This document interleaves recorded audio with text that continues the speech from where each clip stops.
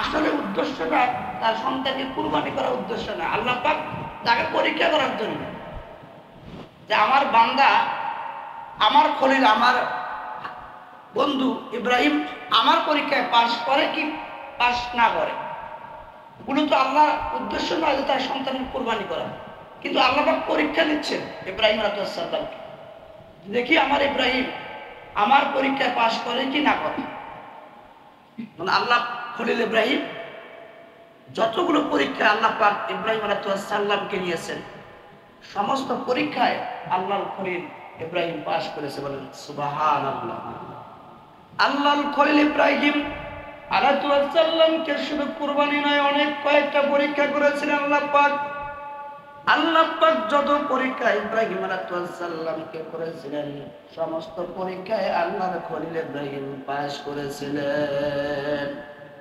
ইব্রাহিম আলাইহিস সালাম কোরআন মানার কারণে, নবীকে মানার কারণে, কোরআনের সঠিক দাওয়াত দেওয়ার কারণে ইহুদিরা নাসারারা ইব্রাহিম আলাইহিস সালামকে তার শরীরের পোশাক পর্যন্ত খোলা হলো, তার পরনের কাপড় খোলা হলো,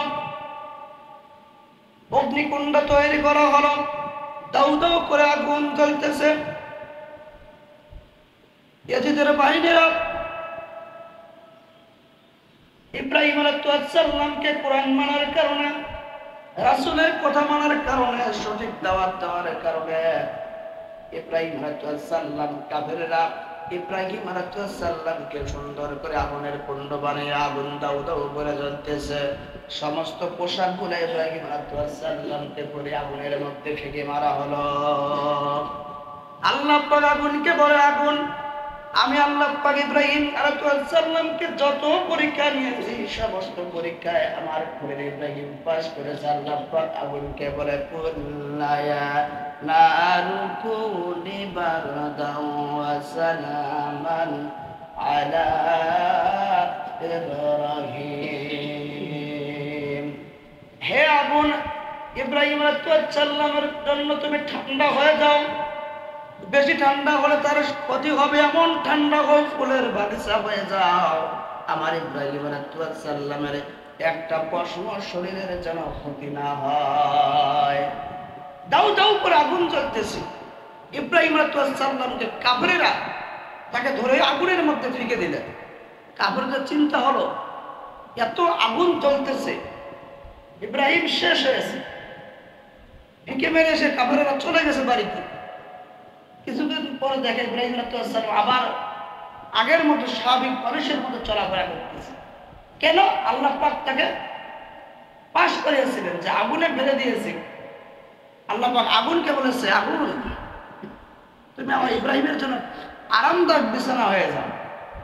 সাথে সাথে যখন ফিকে মারা হয়েছে, ফেরেশতা কয়, সাহায্য করবো নাকি ইব্রাহিম বলো? ইব্রাহিম আলাইহিস সালাম বলেন, আমার সাহায্য দরকার নেই, তোমরা আমাকে সাহায্য করার প্রয়োজন নাই।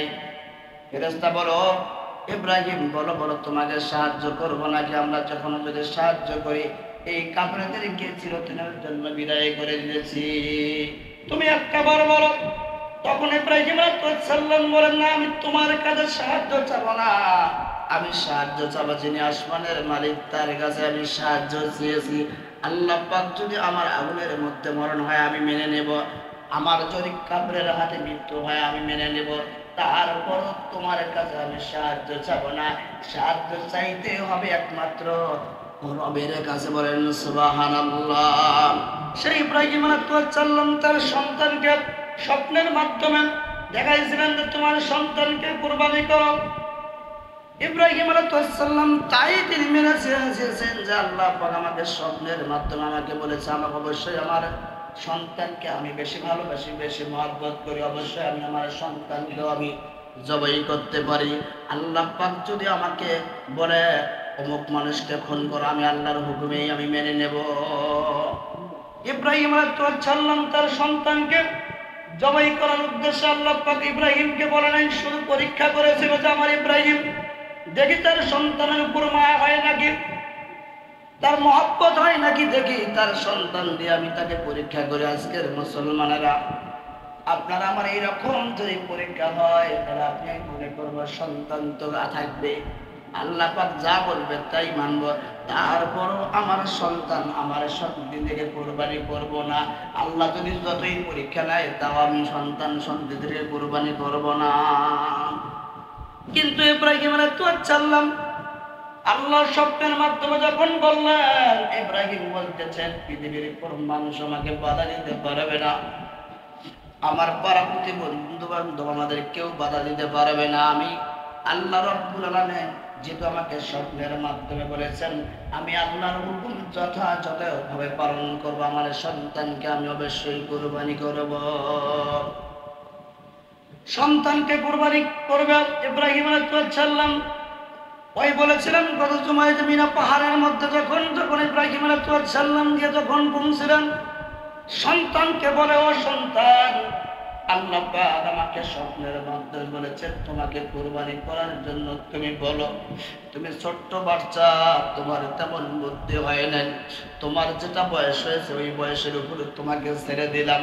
আল্লাহ পাক তোমাকে বলেছে কুরবানি করার জন্য। বাবা তুমি একটা বার বলো, তোমার জবাবটা শুনতে চাই, তোমার মতটা কি, তুমি কি আমার হুকুম পালন করবা? তখন ওই আদরের সন্তান 8 বছরের সন্তান, মুফাসসিরিন কিরাম বলেছেন 10 বছর, কেউ বলেছেন 8 বছর, কেউ বলেছেন 7 বছর। ওই মাত্র আদরের সন্তানের ছোট্ট বাচ্চা যখন ইব্রাহিম আলাইহিস সালাম তার সন্তানকে বলল, বাবা আল্লাহ পাক আমাদের স্বপ্নের মাধ্যমে বলেছে তুমি যাকে বেশি ভালোবাসো, যে বেশি মহব্বত করো তাকে কুরবানি করো। আমি তো কাউকে বেশি ভালোবাসি না, একমাত্র তোমাকে আমি ভালোবাসি, তোমার মতো কাউকে আমি ভালোবাসি না। আল্লাহ পাক আমাকে স্বপ্নের মাধ্যমে বলেছে, বাবা আমি যদি আল্লাহর হুকুম অমান্য করি, কাল হাসরের ময়দানে আমি আল্লাহর কাছে কি জবাব দেব? ও বাবা বলো বলো বলো, তুমি কি আমার হুকুম পালন করবা নাকি? বলো বলো বলো। তখন আদরের সন্তান ছোট্ট বাচ্চা চোখের পানি ছেড়ে দিয়ে কান্নাকাটি করে বলে, বাবা আমার কোনো আফসোস নাই, আল্লাহ পাক যদি আমাকে হুকুম করে থাকে এর চাইতে পাওনা দুনিয়াতে আমি একটাও চাই না।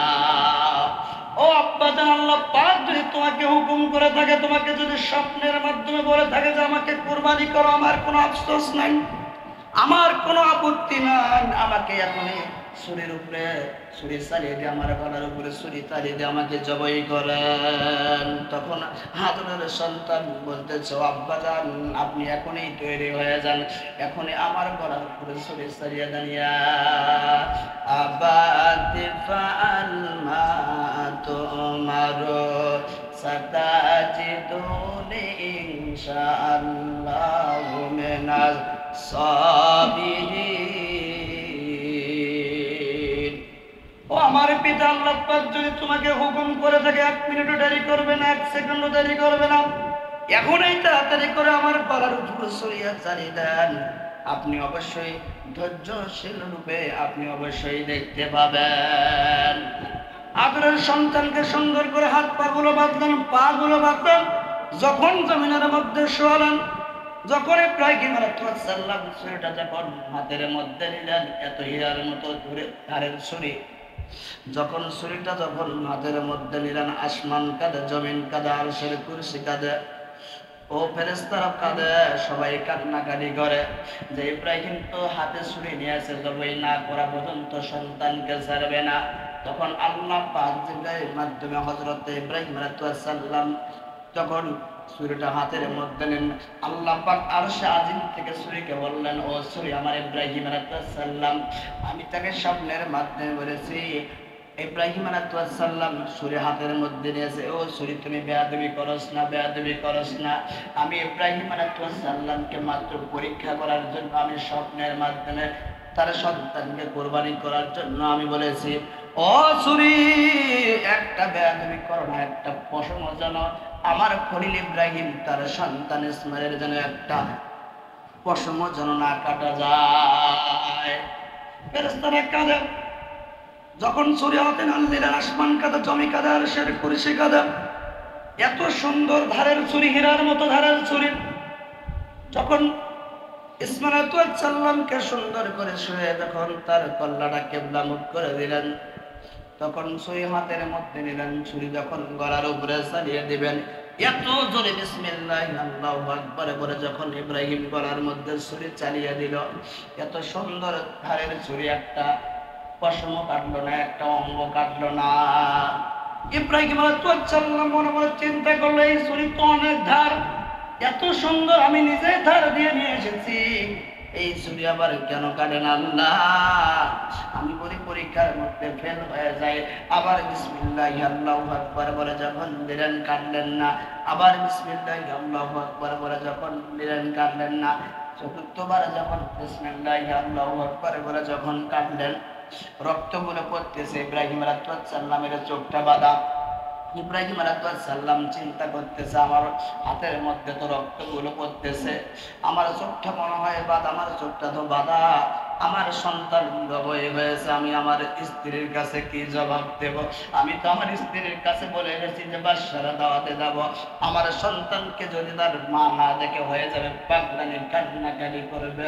কোন সন্তান যদি তার পিতা যখন বাইরে নিয়ে যায়, কোনো অসুবিধা হয়, চল রোড অ্যাক্সিডেন্ট হয়ে যায়, মা কান্নাকানি করে সন্তানকে এনে দাও। তো আমি তোমার স্বামী, আমার প্রাণের স্বামী, আমি কিছুই চাই না, আমার কাছে সন্তান তুমি নিয়ে গেছো, আমার সন্তানকে ফিরিয়ে দাও। দরকার হয় তোমার সংসার আমি করব না, তোমার থেকে আমি চলে যাব, তারপরও আমার সন্তানকে তুমি আমার কাছে এনে দাও।